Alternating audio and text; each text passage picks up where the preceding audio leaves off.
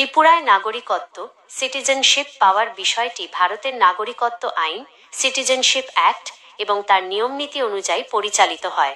ত্রিপুরার নাগরিকত্ব বলে আলাদা কোনো বিষয় নেই, এটি মূলত ভারতের নাগরিকত্ব পাওয়ার পদ্ধতি যা ত্রিপুরা রাজ্যের ক্ষেত্রেও প্রযোজ্য। ত্রিপুরায় বসবাসকারী বাঙালিরা যেমন অন্যান্য রাজ্যের ক্ষেত্রেও নিম্নলিখিত উপায়ে ভারতের নাগরিকত্ব পেতে পারেন, যার মধ্যে কিছু ঐতিহাসিক কারণও জড়িত। জন্মসূত্রে নাগরিকত্ব সিটিজেনশিপ বাই বার্থ। যদি কোনো ব্যক্তি 1950 সালের 26শে জানুয়ারি বা তারপরে কিন্তু 1987 সালের 1 জুলাইয়ের আগে ভারতে জন্মগ্রহণ করেন, তবে তিনি জন্মসূত্রে ভারতের নাগরিক।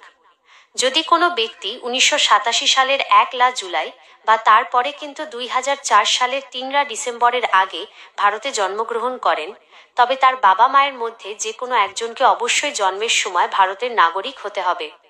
যদি কোনো ব্যক্তি 2004 সালের 3 ডিসেম্বরের পরে ভারতে জন্মগ্রহণ করেন, তবে তার বাবা মা উভয়কেই ভারতের নাগরিক হতে হবে, অথবা বাবা মায়ের মধ্যে একজন ভারতের নাগরিক এবং অন্যজন সেই সময় অবৈধ অভিবাসী ইলিগাল ইমিগ্রেন্ট হবেন না।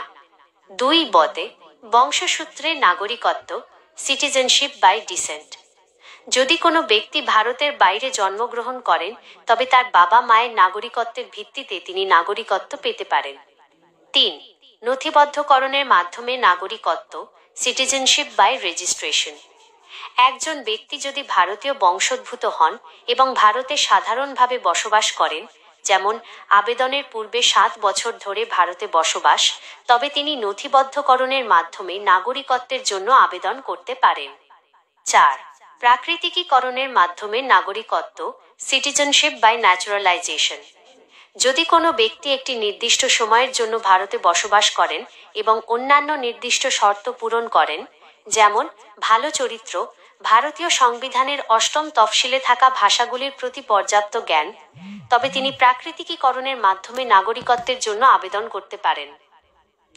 গুরুত্বপূর্ণ বিষয়, বাংলাদেশ থেকে আগত বাঙালি হিন্দু শরণার্থী এবং সিএএ সিটিজেনশিপ অ্যামেন্ডমেন্ট অ্যাক্ট।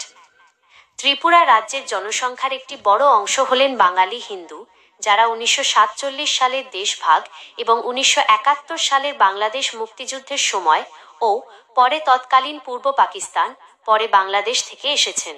এদের নাগরিকত্বের বিষয়টি বিশেষভাবে নিম্নলিখিত আইনের সাথে যুক্ত। নাগরিকত্ব সংশোধন আইন 2019 সিএএ। এই আইন অনুসারে 2014 সালের 31শে ডিসেম্বরের আগে আফগানিস্তান, পাকিস্তান বা বাংলাদেশ থেকে ধর্মীয় নিপীড়নের কারণে ভারতে আগত হিন্দু, শিখ, বৌদ্ধ, জৈন, পার্সি এবং খ্রিস্টান শরণার্থীরা ভারতীয় নাগরিকত্বের জন্য দ্রুত আবেদন করার সুযোগ পাবেন। ত্রিপুরা সরকার এই আইন কঠোরভাবে প্রয়োগ করবে বলে জানিয়েছে।